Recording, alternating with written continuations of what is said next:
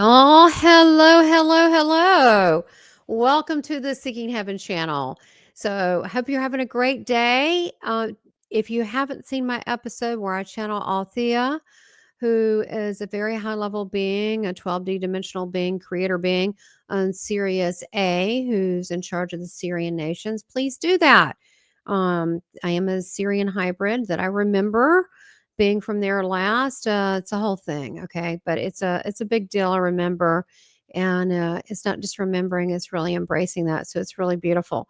All right, so a couple announcements. Join my Academy of Divine Wisdom. Let me put that up because I have great things that I'm going to be having. Really cool workshops, totally affordable, right here, and it's going to be on various things like code transmissions. I'm going to teach you how to do that, as well as I'm going to have other guest speakers. There's some free stuff on there, great meditations, how to channel for divine wisdom. If you're interested in a star seed activation or a light code activation, earth mission channel message, angelic transmission, or any type of galactic channeled message or spiritual coaching.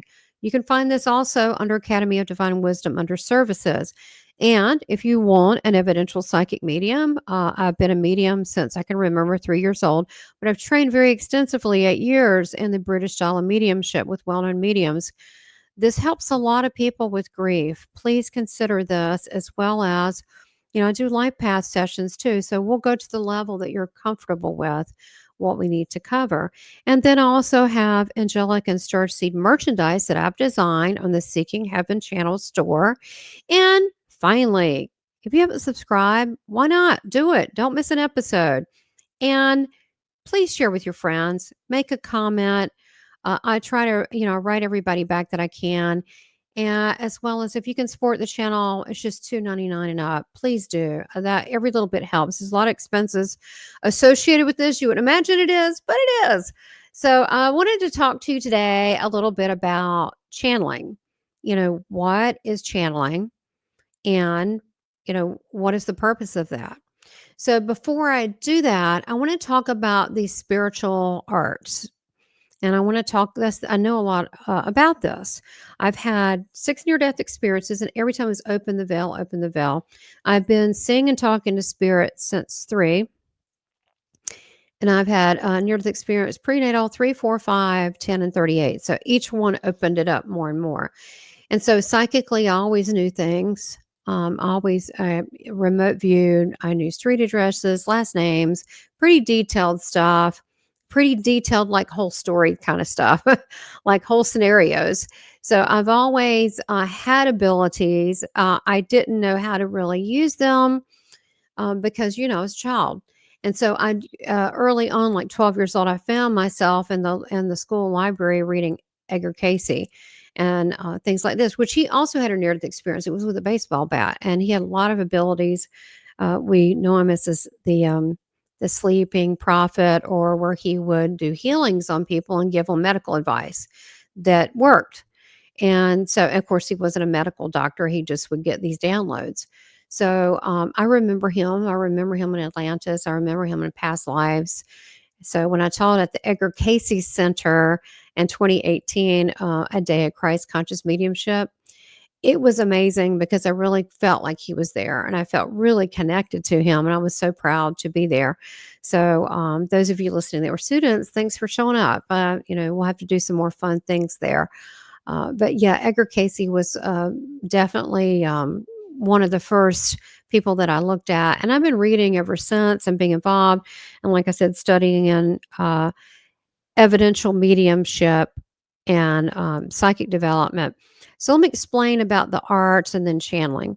So if you can imagine a funnel, so here's my hands, right? Imagine a little funnel. So at the bottom, at the tiny, tiny, tiny, you have people that are empathic, right? They just sense feelings from people. Oh, they're sad, they're happy. I don't know. They can feel empathic about places too. Like, this is a very happy place. This is a very sad place. From there, you go up to, I'm doing my little funnel, okay? From there, you go up to people that are intuitive, right? They're intuitive. That's the next notch up. I've actually drawn a chart from this. It was used in a book. didn't really get credit on it. So I'm going to create my own chart. But for now, follow my funnel. Everybody knows what a funnel is. All right, so this funnel has a sliding chart left to right. So you either have a lot of empathic stuff, or the point you're getting your own, picking up things so much in your own body from other people, which isn't good, or you have less, like you just feel it a little bit, psychic a lot, like 100% you're getting things, or you just get it now and then, spotty. Okay, so this is sliding chart on this side, on this funnel. So the next would be intuitive, and that's where you just sense things. Well, I sense this isn't good for me to take this job. I'm feeling like I might not be happy with it, but that's not psychic. If you're psychic, you would say, I don't need to take this job.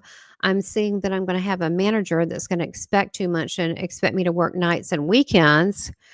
And I'm seeing this like it's so, right? I'm feeling like it's so. So you're psychic either sometimes or regularly. I was always psychic, like all the time. I would always get stuff right. And then I would play games with myself, like what elevator is this going to stop at? Who's going to call today? I mean, I just play games with this, which I encourage you to do that.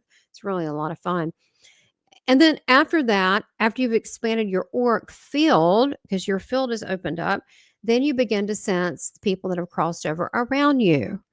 And that would be, um, you know, um, people that have crossed over, dropped their body. And some of those are lost souls. Those are the lower level, nothing to be judgy, but just lower level. And then you would also sense people that might have crossed over that have gone to the higher heavenly realms, right? And so when I was a child, I would see the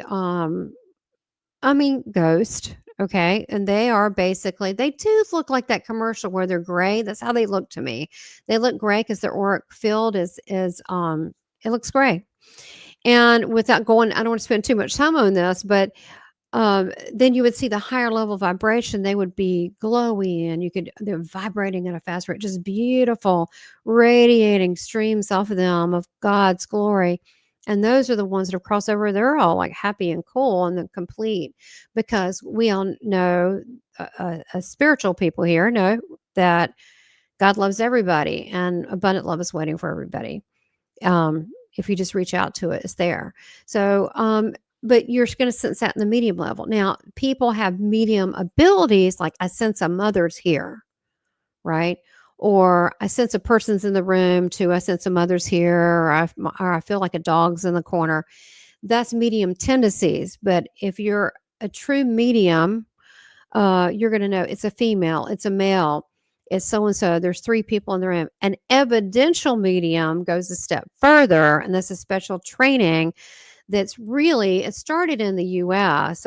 With spiritualism, and that we could go into the whole Fox sisters. You can look it up, but it's moved over to England. So there's really, what I find, there's not a lot of standards of mediumship as far as evidential mediumship in the USA. I'm not saying there's not some, okay, but primarily it's a big deal over in England. So that's why I studied, with very well known British evidential mediums that are authors that had TV shows. Like, I'm certified as advanced psychic medium by Lisa Williams. I trained with her, years, but 13 weeks in her program, and then a week in San Antonio, Texas. We had to read just people, just strangers, and we were graded on that for accuracy and detail. And so to be good, you need to throw yourself out there. And then I studied with John Holland, Tony Stockwell, very well known in the UK, great teacher, and studied. We did trance mediumship. So I'm going to go into the medium and then how channeling comes in, because I get a lot of questions on this. Okay. So we're back to the funnel, right? Empathic, and it's branching out. So it starts little, right? And then it goes out. Empathic, and it's sliding scale on the side. Empathic, intuitive, psychic, medium tendencies, medium, evidential medium. So an evidential medium, this is the difference. Okay, I'm going to show you mind reading and psychic, and then evidential mediumship. Okay, so say I'm sitting in a medium demonstration, let's say, and the medium says to say it's to me, I see there's a mother here. She's got auburn hair, and she loves the taste of of the lollipops that she would give you when you're young, and she loved the beach. Well, what I'm thinking before I come in, mom used to give me all day suckers. I took her to the beach. So I'm thinking this. So she just read my mind. Okay. Now, here's an evidential medium. This is the difference in the reading. Okay, so your mother's here. She's talking about, yeah, she took you to the bank and you would always get the sticky stuff all over your hands from the candy, but she always carried extra wipies. And it was actually the brand, it was by Johnson and Johnson. And she would always carry that in her purse. And then, but she talks about that she loved going to the beach, especially later in life with you, but she didn't want to tell you, but she really liked hanging out at the arcade where the bar is because she liked air conditioning and she liked looking at the ocean, but she actually didn't like going out there. And so what I did was gave her the evidence of more detailed, and I may even say the name of the hotel, right? But it's coming from the mother's point of view. Like, I didn't like the beach. I like looking at it, but I didn't like to get my toes with the sand on it and sticky out there. It was too hot. So that's how that is. Now, it's I think it's important in the spiritual arts to have evidence. Otherwise, how do you know it's true? How do you know? How do you know? There's a lot of people saying they're this and mediums and no, it's proof in the pudding. Either this is like, oh my gosh, they did have a toy train that was like this that was my great grandfather's. Oh my gosh, we found it. That's amazing. This is the kind of evidence level. When I train with over 600 mediums around the world, whether you liked them, didn't like them, whatever their personalities, they were at this level, right? This is expected, this level. And so that's what an evidential medium is. Now, some mediums, they like it just there, and that's fine. It's a great purpose. It helps with grief. I love being a medium. I love spirit people. I trust spirit people much more than I trust people because spirit people don't lie. They just come into you in love and they just help with healing. They're just awesome. Unless they're lower vibration, which if they got an attitude, I'm like, no, you need some help first, come back later. I have a lot of ethics with my readings, and I do support spirits and family healing. It's like an intervention sometimes it's really a beautiful thing. But there's some mediums that keep going and they go into other dimensions beyond the people that have crossed over or people or pets. I see pets many times. A lot of places I'll see spirit noise people and go, hey, how's it going? And then I'll like, yeah, okay, we're staying here, just kind of, stay out in the hall while we're here. But they go higher. So one of the training that we did, for example, with Tony Stockwell, we did some with Lisa, but mainly with Tony, we would do conscious channeling and trance channeling. So let me tell you that now we're going up higher. Okay. So some people just stay psychic. Some people just stay empathic. Some people just jump and they just medium. That's where they are. Some people just skip all that stuff and go to channeling. The problem I have with that from being a professional spiritual arts teacher and student, right, is there's no proof of any of that. There's no proof. So what I like to do is start with proof and then go to the higher realms. So you don't know if they're channeling or they're just really making it up. I've literally and let me start with this. It's a frequency. When I'm around other channelers and they're saying I can actually ride the stream of consciousness and say, yeah, they're doing it, or going, no, they're just making this whole thing up. And there's a few people. And another thing I'd like to mention, an observation, is some near-death experiencers. Majority are very accurate, and it's hard to come out and talk about this stuff. Very genuine to talk about the different other states of being, right? There's a couple that are not sincere that I don't know why in the world you want to make anything up, but whatever. It's not my circus, it's not my flying monkeys. I don't know. But it's I can feel it energetically. I've felt people at restaurants and like the waiter, a young little guy one time, I said, You've had a near-death experience. She goes, how do you know? Because I can feel it. Our energy's different. We set off alarms. I stopped batteries. Our energy's different. And he goes, yes, I about drowned in Charleston, but one of my friends did drown. And he explained the story. Some guys were in a boat and a storm came up and it toppled over anyway. So I can tell these things. So it's important to have discernment when you're listening to these things. If you're a spiritual artist, spiritual practitioner, it's important for you to have discernment in your own work and higher standards. And we should all reach for that, right? This is important. Otherwise, we're just making stuff up. We need to check and balance within ourselves. So with channeling, with conscious channeling, that's where I go into a relaxed state. Maybe I do some meditation. I can do this very quickly now because I'm trained, but it's where I close my. But this takes years to get to this level. There are people that do evidential mediumship. Remember the spiral? That's channeling.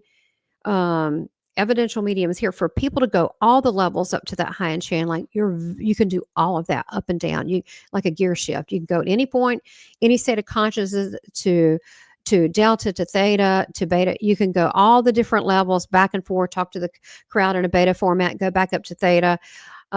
When you get up to trance, you're really into these hypnagogic delta states. Okay, you're at a different level. I don't like to go fully on with that. I can do that. And I've channeled Einstein this way to my scientist friend, Mark Ferrantino, his book, Masters of Reality, certain things. And he's asked me scientific stuff. And he came to Florida one time and it was whole pages. I don't remember what I said. And after the house started for him, I don't even know. But it was very, very detailed. It was and he was like, scientific. So in these deeper states, but I trust him immensely. He's a God-fearing, lovely man, great ethics, moral family man. I was totally fine with doing that. And I had my space protected by my cousin, even though I was in public. Everything was sacred and protected, everything was fine.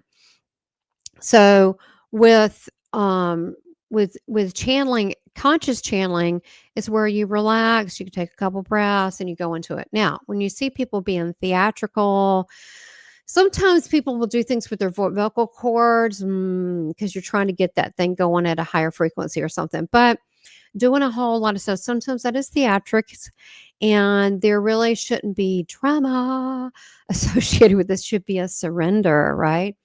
A surrender. And so what happens when a person channels is the person, such as myself, we just kind of step back slightly and have the other person kind of step forward and we blend their energy and their energy fields with them. Then we allow them to use our vocal cords. Now, it would be weird if I had a different vocal cord than my own because that would be called possession. And that would be creepy.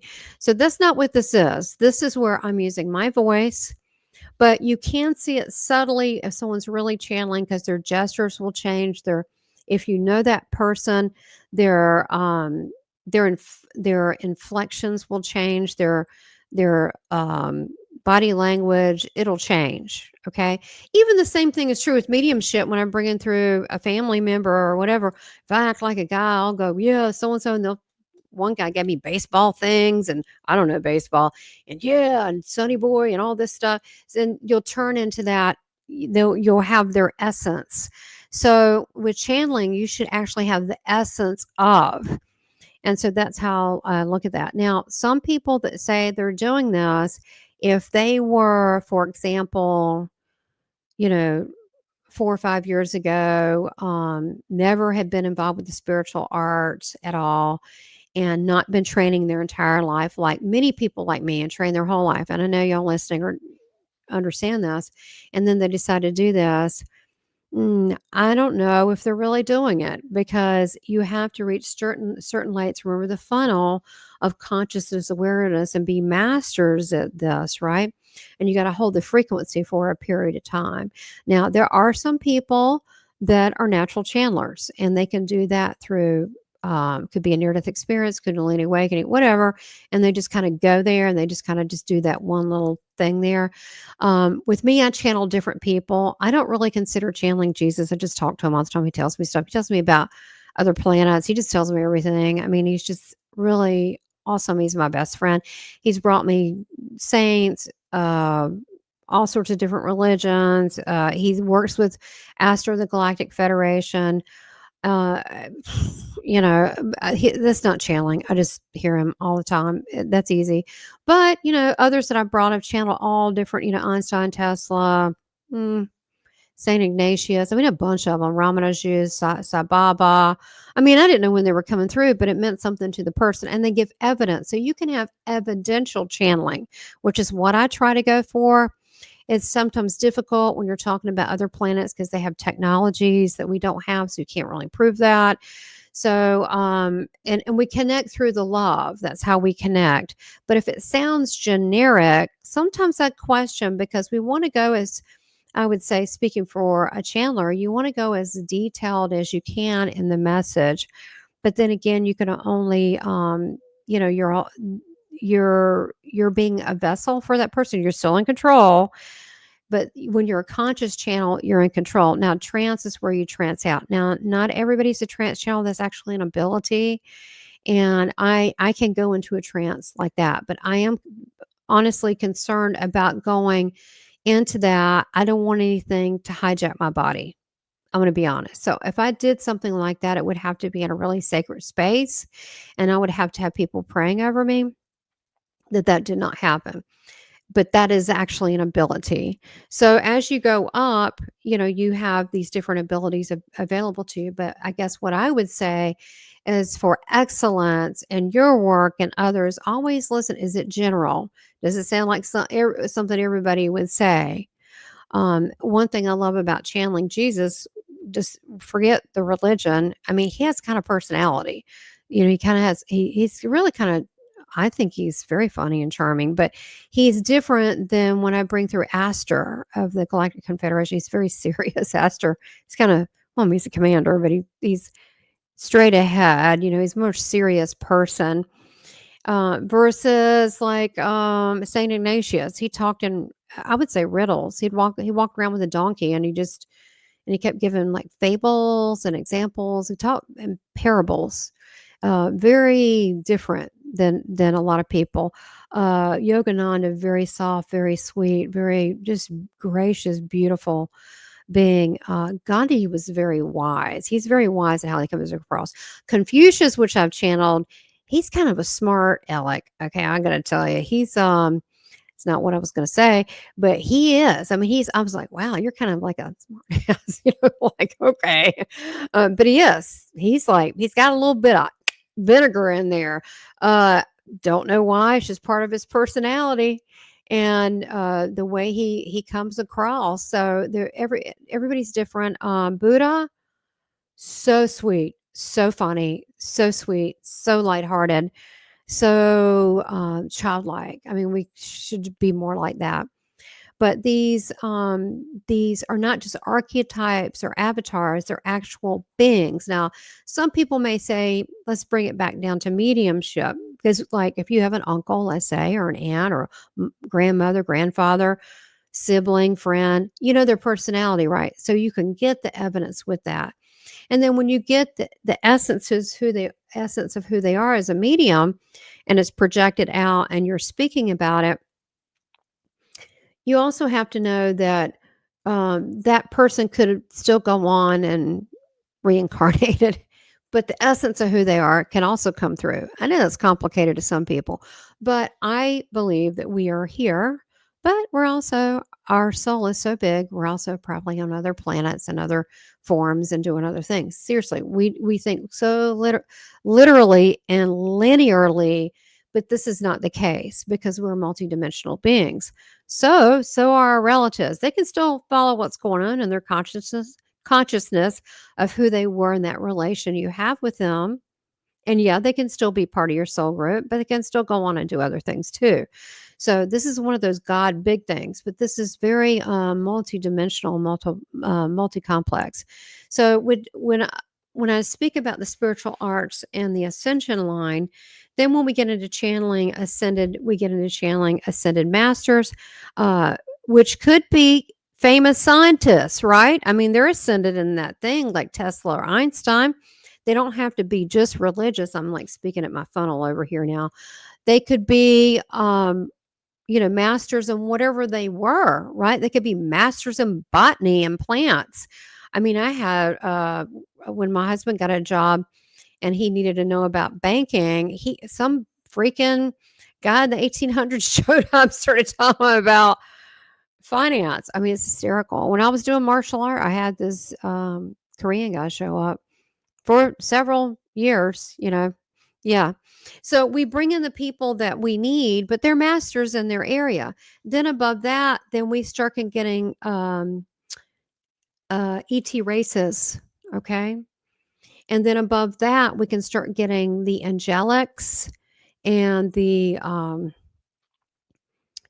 Elohim, created beings. Then we get into the area of Christ. We get into Melchizedek. We get into Metatron and so forth. And it's pretty infinite. And there are we get into the area of the immortals. So crazy, this stuff. But so our consciousness has to be able to be expanded and grow so we can go into these areas. Now, I always have protection and shield, but I also come from a place of love and not fear. However, if I'm told, don't channel them, I don't know the reason. Maybe it's, not at this time, or maybe someone else will be better. Sometimes I just let them, oh, who do you want me to channel today? And sometimes I get people I don't know. They'll just show up and then they'll tell who they are. But I think it's very important when we have a figure of importance, any religion, right? Like Ramanaju, like I guess he was Hindu. It was amazing what I found out about him. I actually channeled him to on a live TV show in South Africa for a Hindu fella, and beautiful message, described himself. And he goes this, I was like, wow, I didn't even know who that was. It was amazing.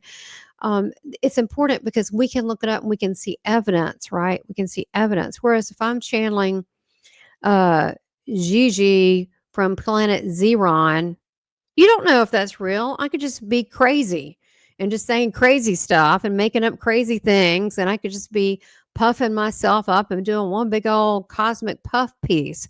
So it's very important that we instill excellence as we move forward in our spiritual art, and also what we expect from our readers and what's out there. So I just want to give you this little bit of update on what is channeling, the standards of it, the spiritual arts funnel of advancement and enlightenment. And if you have any questions, concerns, whatever, let me know if there's anything you want me to speak about. Write it in the chat, and I will definitely try to cover that. And a lot of some of my free teaching that I have is on my Academy of Divinewisdom.com. Connect with me there. Sign up for the newsletter. Again, I'm not going to overwhelm you with stuff, but that way I can let you know if I'm having anything come up. I will be teaching light code language. So a lot of you have asked me about that, but let me know if there's something you want me to teach on. I know many things. And I'm like, the world may not see it's valuable, some of the things, but the spiritual arts are the very things that you take with you when you cross over and when you ascend. You don't take the stuff. So just want to thank y'all for listening today, and have a super blessed day, and know that you're loved. Bye. Please subscribe, like, and make comments, and support this channel by becoming a member. Thank you for your continued support.